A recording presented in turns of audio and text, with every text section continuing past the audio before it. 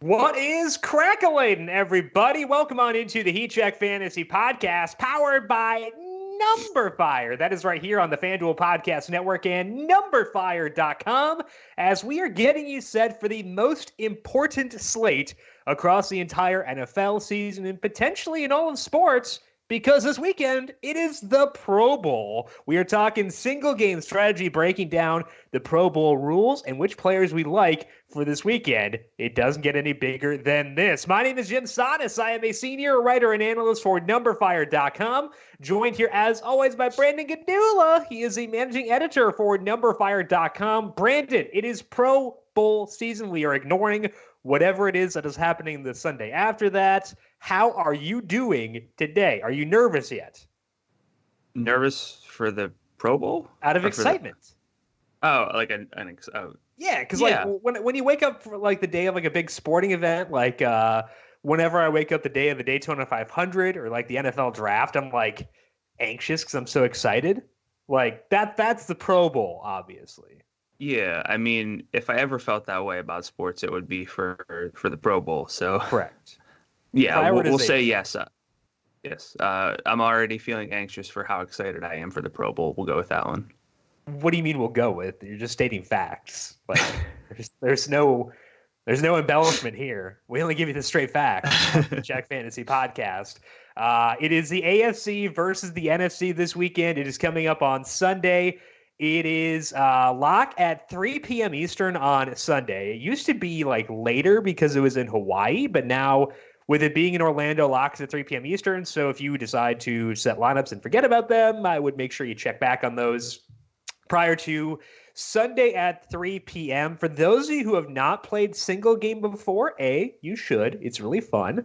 But what you have is you have 5 roster slots. You have 1 MVP slot. And on FanDuel, that MVP slot earns a 1.5x multiplier on the score. So if they score 10 points, you get 15. The salary for the MVP is no different than if you use that player for a regular slot. So you don't have to worry about salaries here effectively. You're just trying to identify the player who will be the highest scoring player in that game, and you must choose at least one player from each team. So pretty basic, pretty easy. If you played single game throughout the regular season, it'll be no different for you. But what will be different are the rules. We're going to break down those rules here in just 1 second. But first, little housekeeping. We have next week, we have the other podcast about the other game that is happening. Talking about the Super Bowl, talking about the Chiefs and the 49ers. That will be at 2 p.m. Eastern on Monday. We'll have that live on YouTube, on FanDuel, or if you look for the FanDuel YouTube page, also live on the Number Fire Daily Fantasy Podcast feed. We will have that up. Just search for the Number Fire Daily Fantasy Podcast feed wherever you get your podcasts. You can find that on Apple Podcasts, Spotify, Stitcher. While you're there, please rate and review the podcast as well. We also have our Daily ISO podcast with Tom Vecchio, which goes up every weekday, breaking down NBA DFS, and our PGA DFS podcasts are there. NASCAR coming back the week after the Super Bowl. We have the All-Star, or not the All-Star race, the Clash coming up the Saturday after the Super Bowl. I think I'll have a podcast for that, assuming that there is a slate. Don't know if that will be the case yet, but hey, if there is one, we'll have a podcast there. So, Brandon, a lot of fun stuff over the next couple of weeks. I dig it. Yeah, and so we got the Super Bowl. NASCAR's back. You're sure the NASCAR guy. You're pumped for that. Baseball's coming back, which you're the baseball guy. Baseball never ends. You know what I have? I have Zion. So. True. And you have Xander. Yes, that's a golf reference. We have a golf reference for anybody who doesn't know. Xander Schauffele. By the time people listen to this, he may already be 15 shots ahead at Torrey Pines. So, we can talk about Xander. Yeah. It's a good time of year for sports. It's a little bit slower, which means we can take our time a bit more. I haven't heard anything about XFL as far as whether or not there'll be DFS, but if they have DFS for it, we'll be talking about it. So, hey, it's got some Jazz Ferguson talk. Kristen Michael. I mean, Josh Johnson, the ever-present Josh Johnson, who's played in probably 15 different professional football leagues. Jalen Robinette, but he's going by Roel now, I think. But anybody who does any data with college athletes, college football players. They know Jalen Robinette. And Aaron Murray, who when I was a younger boy, liked a lot in college, didn't do anything in the NFL, but hey, this is his time to finally prove himself. So if they have XFL DFS, we'll talk about it. We don't know if they'll have it yet, though, so more on that coming later on. Now, we're going to break down the Pro Bowl here in just 1 second, but first, speaking of single game slates, FanDuel's got big ones for both this week and next week's matchup between the Chiefs and the 49ers. For this Sunday, as the AFC takes on the NFC, check out the NFL Rush Contest. It's $100,000 in total prizes for just a $7.77 entry fee. $20,000 goes to first place there. That is for this Sunday. Then when the Chiefs and 49ers square off in the big game on the following Sunday, they've got a monster contest with $3 million in total prizes, including $1 million to first place. And in order to get yourself a shot at that $1 million, all you need is a $9 entry fee. That's not a bad way to celebrate the big game, turning $9 into $1 million. To enter and give yourself a shot at some serious cash with those single game lineups, go to FanDuel.com or download the FanDuel app and check out the NFL lobby. Eligibility restrictions apply. Let's talk now about the Pro Bowl coming up this Sunday. Brandon, I'm going to kick it over to you, and I want to hear your initial thoughts on the Pro Bowl because we have really unique rules for the Pro Bowl relative to other games, and that alters the way we view the slate as far as which positions are actually good. So what are your initial thoughts on the Pro Bowl and your top-line view of this game? Yeah, so the Pro Bowl is its whole own thing. The pass-to-run ratio in the Pro Bowl over the past 5 years has been like 2.4, so basically lots of passing, not a whole lot of rushing. But despite that, I mean, we see 3 quarterbacks from each side, and I have it as only 7 quarterbacks reaching double-digit FanDuel points. I think you have it at 8, but either way, it's not a whole lot. Matt Stafford put up like 18 5 years ago. He's the only quarterback over the past 5 years to get above 200 passing yards. Quarterbacks average about 14, 15 pass attempts per game. So quarterbacks don't score a ton. Quarterbacks don't rush a lot either. No quarterbacks had more than 2 carries or 15 rushing yards in the past 5 years. Running backs don't get a whole lot of work. The best. So Mark Ingram had 11 carries for 72 yards 5 years ago. If you take him out of the equation, the single game maxes for running backs are 7 carries and 42 rushing yards. So running back's not a very good investment. So like my top down strategy is don't chase running backs, don't really get excited about the pricey quarterbacks, and instead just look at the pass catchers. You know what your strategy is. Don't go chasing running backs. You said don't go chasing. It really put that song in my head. But even further, why we shouldn't want running backs? I don't know. I don't understand the reference. So you don't know that song? It's on me. No. You don't know that song? I don't know anything about pop culture. Are you kidding me? What? Okay. Anyway, whatever. We're not going to touch on that because that's just a whole nother topic. But for running backs, you were talking about how outside of Mark Ingram, nobody has had more than 7 rush attempts the past 5 years. If you look at the past 3 Pro Bowls, nobody's had more than 5 rush attempts. So basically what they said is we're just not going to run.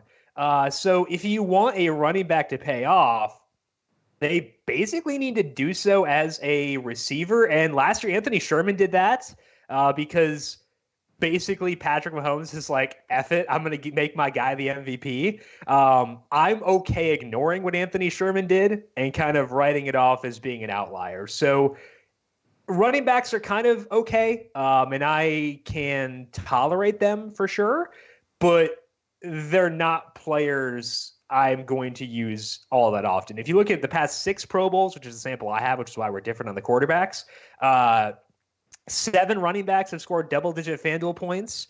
That's compared to 16 wide receivers, 10 tight ends, 8 quarterbacks, and 1 kicker. So running backs don't get to double digits very often. They get to 15-plus points, even less. There have been only 13 times in the past 6 Pro Bowls where a player has gotten to 15 or more FanDuel points, and 9 of those 13 have been wide receivers and tight ends. So basically, what it is you want to prioritize wide receivers and tight ends. And the reason we want to do that is it's a numbers game. There are 3 quarterbacks at the Pro Bowl. Only one will be on the field at a given time. There are 3 running backs at the Pro Bowl. Only likely one will be on the field at a given time. Whereas there will be 3 out of 4 wide receivers out there and 1 out of 2 tight ends, most likely. Like you need at least 1 tight end and 1 running back on the field at all times. So from a numbers perspective, if you want to maximize the snap rate of your team, you just use wide receivers and tight ends. So I can see the thought process behind using a quarterback, but in a lot of my lineups, it will be exclusively wide receivers and tight ends. Yeah, I would be more willing to play a quarterback than a running back for what that's worth, especially for like stacking purposes, because there might be very few touchdowns. This isn't always a high scoring game. Mm-hmm. FanDuel Sportsbook has the total at 50.5. Last year, I think it was like 26-7. So, I mean, if you can kind of get, if you're playing the angle of there not being a lot of scoring, then I would be much more inclined to play a quarterback over a running back. And for the most part, salary is irrelevant. So you don't really have to worry about that. So, yeah, I'm with you. I mean, tight ends and wide receivers are going to be the bulk of every lineup for me. I don't really know how many running backs I'll play, if any. The AFC's running backs, they're all pretty much run first guys. I'm not saying they won't get catchers. Yeah. I'm not saying they won't get targets in this game, but it's not really what they do well. So it's really looking like the tight ends and receivers again. Yeah. As far as the salaries go, like you mentioned, you're probably not going to hit the salary cap. There are only 6 players with a salary above the average salary on FanDuel, and 5 of them are quarterbacks. The other one is Michael Thomas, and we're not going to use a ton of quarterbacks. So even though those guys are there, we're probably just not going to use them. So you're going to leave a lot of salary on the table, and that may feel uncomfortable, but I would say, like, if you have tape, put tape over the part of the screen that says your salary remaining, because, like, you really don't want to value that at all. I know it can be unnerving, but I wouldn't look at it. So we're really emphasizing wide receivers and tight ends. And I think it's okay to fill out a lineup that does not have a quarterback or a running back or a kicker. If you look back at the past 6 years in Pro Bowls and look at the 5 highest scoring players in each one, in 2018, there was only wide receivers and tight ends. Tight end was the highest scorer and the 3rd highest scorer. The other 3 slots are wide receivers. In 2017, 2016, and 2014, we had 2014 was also only wide receivers. Oh, no, there's a running back in there. In 2017, 2016, and 2014, it was 4 out of 5 slots for wide receivers and tight ends. So for the past 6 years, at least 4 of the slots have been wide receivers and tight ends. And there have been multiple tight ends in the top 5 scorers every year in the past 6, except for 2019, when Jalen Ramsey had a weird receiving touchdown. Anthony Sherman, like I said, kind of went nuts there. It was a weird outlier year, and I'm okay throwing that one out. But in general, you're probably going to want 2 tight ends, probably going to want at least 2 wide receivers in most lineups. And I am okay making a quarterback that 5th piece. But like you said, I'm probably not going to be chasing running backs. A kicker is okay. A kicker's been in the optimal 5 2 times in the past 6 years, including last year. But no kicker has scored more than 10 points in a Pro Bowl in the past 6 years. So basically what you're doing is, I think there's an opportunity cost around kicker, where if you use a kicker, it's one less swipe at identifying a high-scoring wide receiver or tight end. And that's kind of the downside for me. So they could wind up being the optimal 5, and maybe I'll use them. Like if I assume that the NFC kind of runs away with it, then I could see myself using a kicker. But outside of that, it's probably just going to be mostly wide receivers and tight ends. How heavy are you okay going in an individual lineup at the wide receivers and tight ends? I mean, are you asking if I'm good having all 5? Yeah.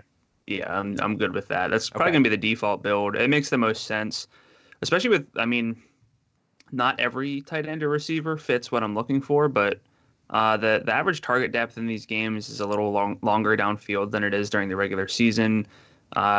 If we're looking for it's a single game, so we need some big plays. There are a few guys in this game who have downfield ability, and so I'm gonna build tight end receiver lineups as my priority and then only be pivoting from there.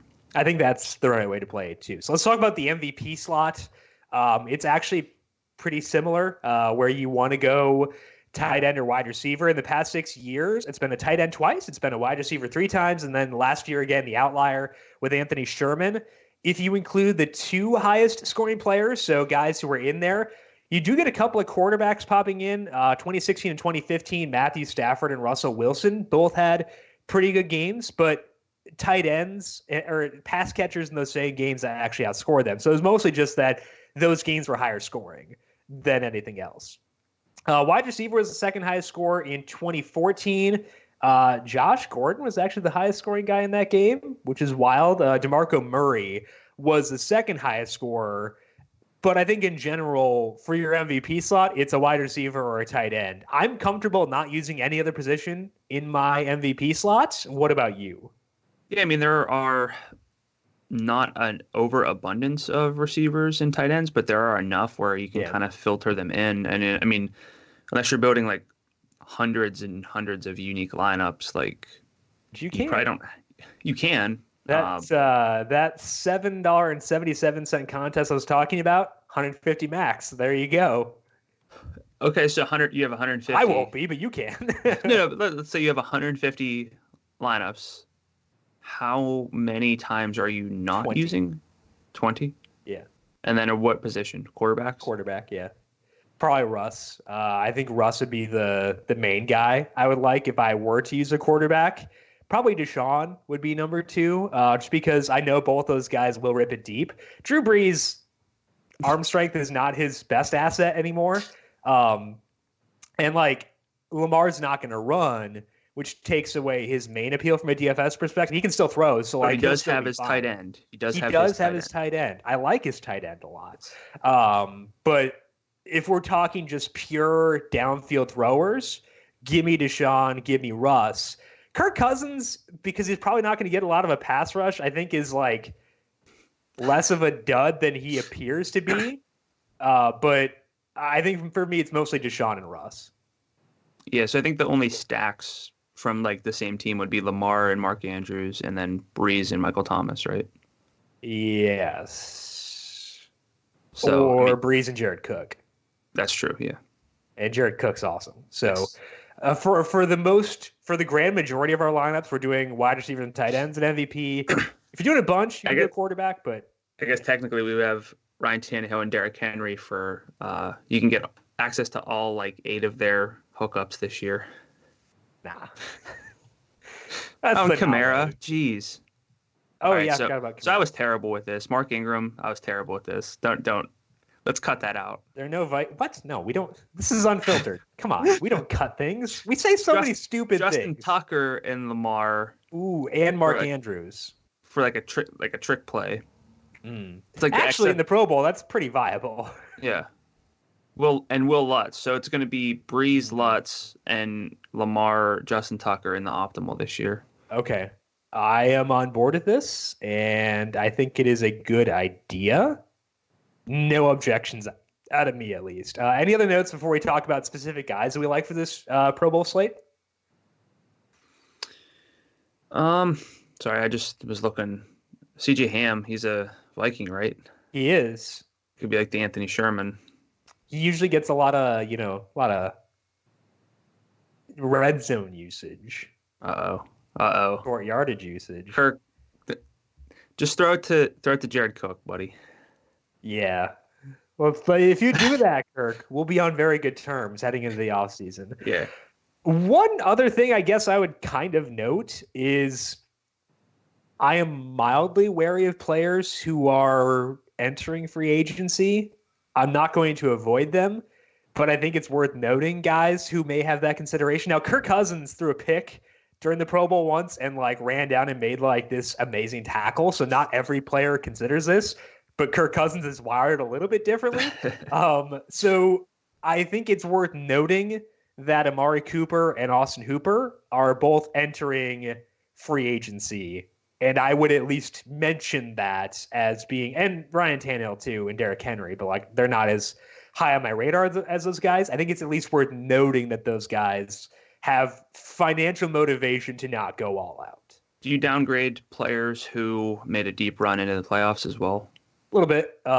Yeah. I think that's why I'm not as interested in Devontae Adams as I might otherwise be. Yeah. He's really good. And he was a replacement too. Right. He was added late. They had that big loss last week. He went nuts in that game too, so it's not like he was just kind of standing around. So I will give a slight downgrade to those guys. I like a lot the guys who've been sitting around on their couch, which is why I would love Amari Cooper if it weren't for the contract thing. But it does, at least, it's something that I consider, I guess, is the way that I'd phrase it. Yeah. And I mean, look, for the most part, it's equal footing with these guys. They're all capable. So yeah, any little thing you can kind of dig into, especially if you're building like 5 lineups or something. Yeah. You don't want to spread it out too much. So correct. You can kind of narrow things down a little bit more. Keep things tight. Let's move into special or specific players we're looking at for the Pro Bowl. I will let you kick things off. We've alluded to Jared Cook a couple of times. I'm not going to ask you for your number one guy. We're going to do that at the end. I do want you to pick one person who you like above all, kind of like we do for PGA. But who are some players who are specifically on your radar for the Pro Bowl? Should we talk about one guy at a time, or should I list out my favorite guys, or? You can do whatever you prefer. I don't know. Sorry, there are no rules in the Pro Bowl podcast. Yeah, you're the leader, and I always want to make sure that I'm adhering to anything that's logical for the listeners, really so I'm not just all over the place. I really don't care at all. I'll start with Mark Andrews then. Okay. He's $9,000, so not that salary matters, but that's $3,000 below the average starting salary. We know that tight ends are super relevant in this format, and one of the things that I kind of like to look at is average target depth or downfield usage during the regular season. I know that will penalize some players based on their offenses, but if players don't really get downfield work, I'm a little bit more nervous because I'm not building hundreds and hundreds of lineups. So I want to kind of, I'm not treating every player exactly equally, but Mark Andrews doesn't really have that issue. He was 49th among pass catchers with at least 50 targets and average target depth on the full season. He was second among 26 tight ends with at least 50 targets. He had 24 downfield targets. Downfield targets for us at number 5 are 16 or more yards downfield. That was second most among tight ends, like I said. And only 10 tight ends had even 15 downfield targets this regular season. So he's no stranger to downfield work. He's going to play some snaps with his quarterback. So Mark Andrews is going to be one of the first places I look this week.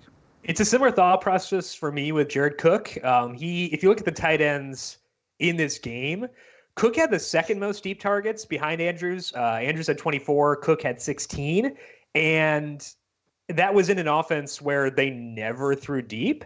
So Jared Cook, we know, has downfield ability, and so Cook had 16 downfield targets. That's what I have. Because Michael Thomas, despite 9,000 targets this year, had 22 downfield targets. Yeah, that's wild. Yeah. And Jared Cook missed a couple of games too. So I think that if I had to pick one, I might prefer Jared Cook. He is under contract for 2020. It's kind of a high cap number, so I could see him. Cook to Andrews? What's that? Cook to Andrews or Cook compared to Michael Thomas? You said you prefer Cook. I prefer Cook over Andrews because Andrews is banged up all year, and I don't know what his health is at. True. I don't think he was voted in, correct? I have it pulled up, but I don't have it Okay. Because I know that Travis Kelce was voted in, but he was replaced because of the Super Bowl. So Kelce was a starter. Yeah, Andrews was initially picked. Yeah. And then Jack Doyle, who had 5 deep targets the entire regular season and somehow got in over Darren Waller. I'm not mad about that. I'm pretty mad, but I'm not mad. So I think that Jared Cook is my favorite because he got deep targets in an offense that didn't throw deep, whereas Lamar Jackson did throw deep. And Jared Cook is really freaking good. Not that Mark Andrews isn't, but he's also healthier. So I think Jared Cook would be my preference at tight end. Austin Hooper's the other NFC tight end. He's fine. Like, he gets some downfield targets. He had 11 this year despite missing time to injury. Again, Jack Doyle had 5. So if I had to rank the tight ends, I go Cook 1, Andrews 2 in a tier of their own. They're the top tier for me. Hooper in a tier by himself. Jack Doyle in consideration, but only out of obligation. Yeah, I'm with you. I'd rank them basically the same, but I would just put Andrews as like the 1A, but Andrews and Cook pretty much on the same level for me. Okay, so the wide receivers on the NFC side are Kenny Galladay, Amari Cooper, Michael Thomas, and Devontae Adams. On the AFC side, we have Cortland Sutton, DJ Chark, Keenan Allen, and Jarvis Landry. I did a Twitter check to make sure they are all in Miami, Orlando, and they all are. So those are the correct names, I believe, unless something weird happens. There are other guys in the player pool who have been replaced. Like, NFL.com still lists Zach Ertz as being there, even though he has like one functioning kidney right now. He's not there. I can guarantee you that he's not there. Austin Hooper was the second replacement. Jared Cook was the first one. So ignore what NFL.com says, even though you would hope that'd be a reliable source. So, but I think the wide receivers are correct. Galladay, Cooper, Thomas, Adams, Sutton, Chark, Allen, Landry. Who stands out to you among the wide receivers? Sorry, I just noticed that Patrick Ricard is the Ravens fullback. Oh, so we have to include him in our stack. Yes. With Mark Ingram and Mark Andrews. I'm just doing my due diligence here. Justin Tucker's there too, though. So I guess we have 5 Ravens we could, in theory, use. I'm just saying. I mean, I just want to be transparent. But for the wide receivers, I think my number 1 is going to be Kenny Galladay. He's 10,500. It doesn't really matter. But Galladay, we know, gets downfield work, and he's very good with it. And this is one of those situations where he was kind of used differently than the other 3 who were like full top tier. Well, Amari Cooper wasn't necessarily the wide receiver one, like week in, week out with Michael Gallup there. But Galladay was 8th in average target depth among 80 qualified receivers. He was 2nd in downfield targets with 47, behind only Julio Jones, who had 52. We know that Kenny Galladay is very good. The Lions didn't have a year that was really worth much. So I think Kenny Galladay is going to be my number 1 receiver in this game. Yeah, anytime you can go from catching passes from the Bengals' 6th-string wide receiver in Jeff Driscoll and David Blau to catching passes from Russell Wilson, pretty decent upgrade. So I like Galladay a lot. He would probably be my number 1 as well, but because you talked about him, I like Cortland Sutton and DJ Chark on the AFC side because they are young guys, probably pretty excited to go to the Pro Bowl. They both have tons of physical ability and can make magic happen after the catch. And Keenan Allen and Jarvis Landry are awesome. Like, they're both really good wide receivers, but they excel most in the technical department, which benefits you more when you're facing actual competition than when you're just kind of running routes, having fun out there. So I think that Sutton and DJ Chark kind of fit the Kenny Galladay mold, where they're getting better quarterback play than they had during the regular season, outside of when Sutton had Drew Lock because he is the best. But I think that that's really beneficial. So I would say Galladay, Sutton, and Chark are my 3 favorites straight up. If Amari Cooper didn't have the weird contract situation, I might put him up there too. But I think that's enough for me to put him behind those other guys. I still do like Keenan Allen and Jarvis Landry. Yeah, I still like them. I like everyone who's a pass catcher. I just prioritize them a bit less. Allen led the game last year with 95 yards. He had 6 targets. His average target depth in that game was 9.2 yards. So these guys can get some yardage without downfield work or a ton of downfield work. So and Jarvis Landry didn't have any catches last year. I know because I had a lot of him. But had 7 targets. He had the 2nd most air yards with 146 of any player over the past 5 years. And he had 2 end zone targets, according to the play-by-play data that I use. So, I mean, he could have had a huge game. And Jarvis Landry seems like a competitive enough guy where he's going to make up for his showing here last year. Game. Oh my gosh, it's a revenge game against the game. Yeah. Wow. So Yeah, I mean, I'm with you with Sutton and Chark, but I do like Keenan Allen and Jarvis Landry quite a bit. Sutton and Landry actually tied for 10th in the NFL in downfield targets. So I like them all on the AFC side. I'm a little bit nervous about Michael Thomas just because he had such a rigorous season with all the Yeah. catches. We don't have like great. We know that Michael Thomas has a ceiling in a game because of his volume. He's not going to get that. We don't really see him stretching the field a ton. That's just not really what he does. Yeah.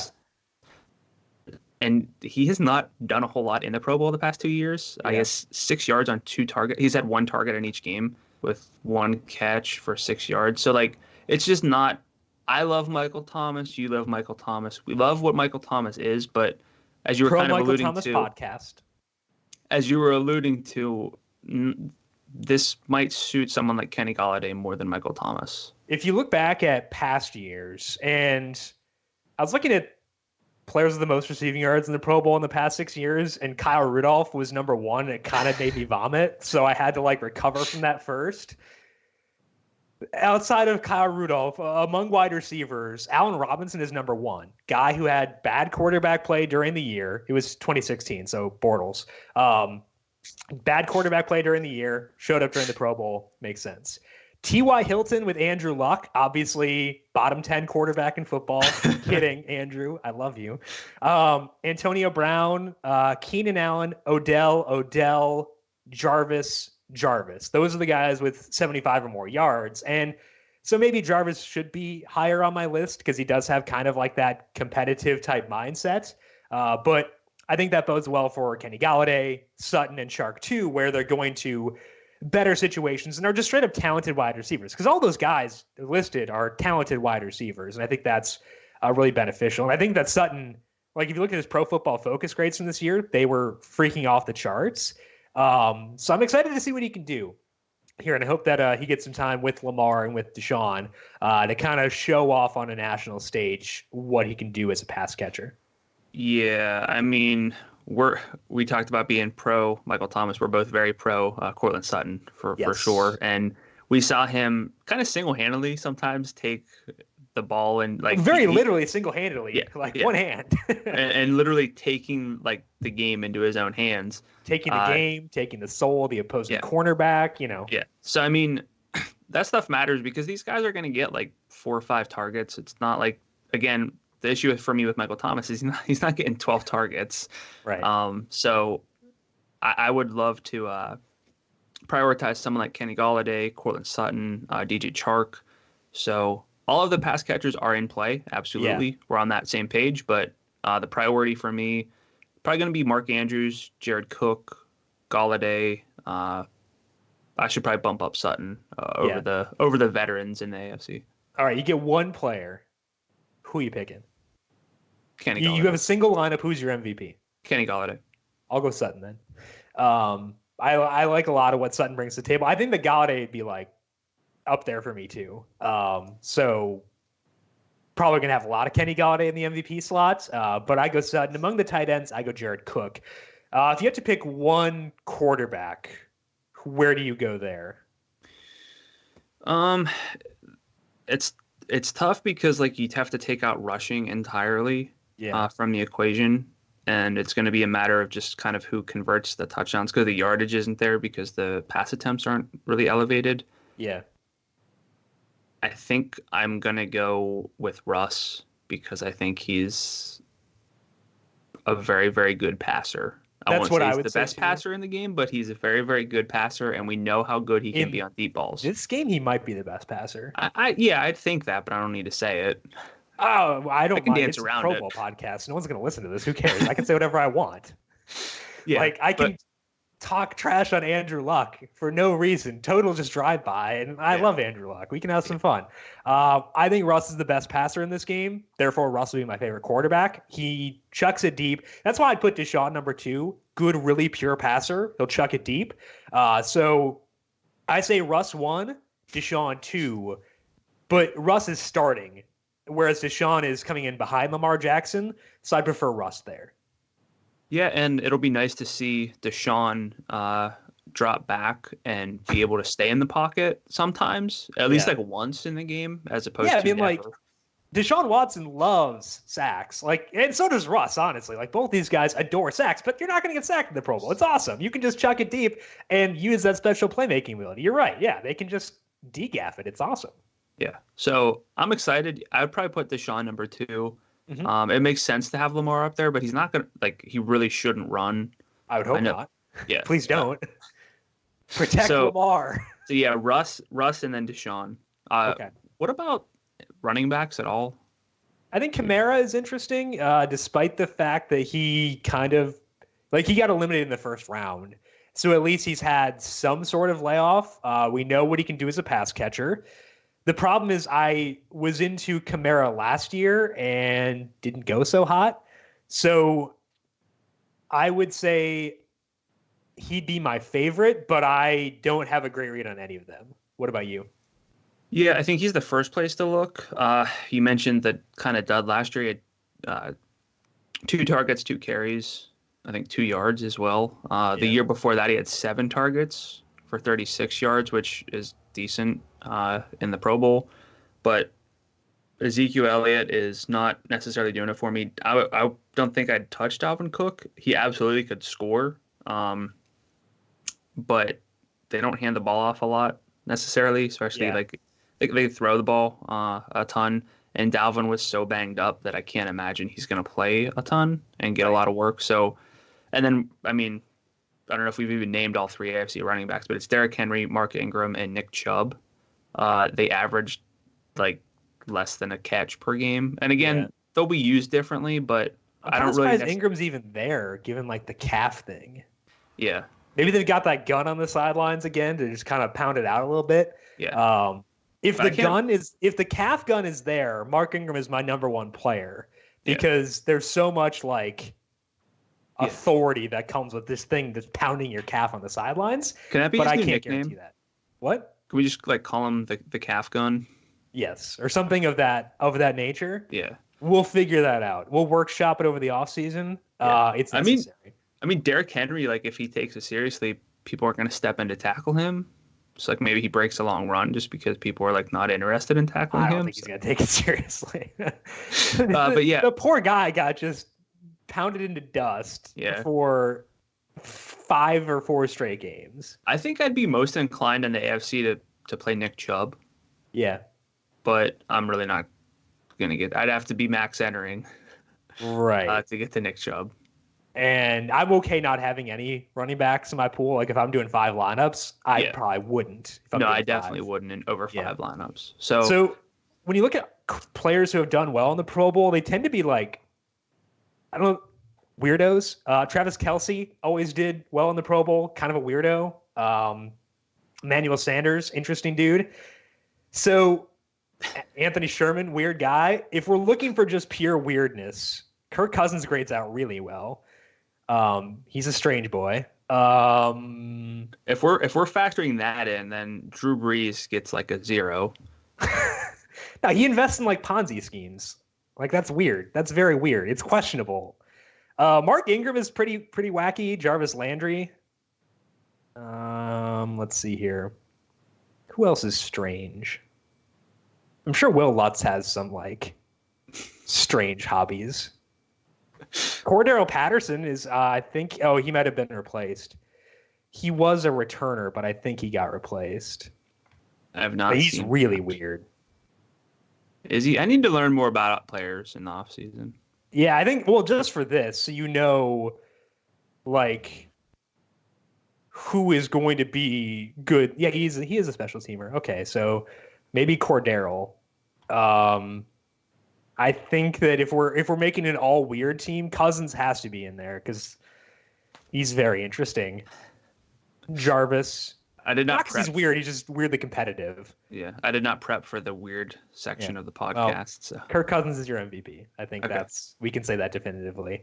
Any final thoughts for you on the Pro Bowl before we close up shop for today? I mean, obviously there's a lot of guesswork, but I mean, if you have any inclination as to which quarterback's going to favor anybody, I think that there's still merit to a quarterback stack, but Yeah. really just have fun with it and load up on pass catchers. Yep. Pass catchers everywhere. Pass catchers in your MVP. Pass catchers never saw it in your lineup is not a bad thing. That is for sure. That is all we have for this Pro Bowl slate. But as mentioned, we are back for the Super Bowl next week on Monday. That'll be at 2 p.m. Eastern on the FanDuel YouTube page and, of course, on the podcast network after that is posted. Make sure you are subscribed on the FanDuel YouTube page or to the Number Fire Daily Fantasy Podcast feed wherever you get your podcasts, Apple Podcasts, Spotify, Stitcher. And while you're there, please leave a rating and review as well. PGA podcast next week too. NASCAR around the corner and potentially XFL as well. Brandon, if people have questions for you on Twitter, where can they find you there? I'm at Gadula13, GDULA13. And I am at Jim Sannes, JIMSANNES. You can also follow the FanDuel Podcast Network at FanDuel Podcast. Big thank you to Calvin Theobald for running the video side of things here today. Thank you as always, Cal. And thank you to everyone for tuning in. Hope you do well with the Pro Bowl. Good luck with those lineups. We'll talk to you again next week to break down the other big game. This has been the Heat Check Fantasy Podcast powered by Number Fire.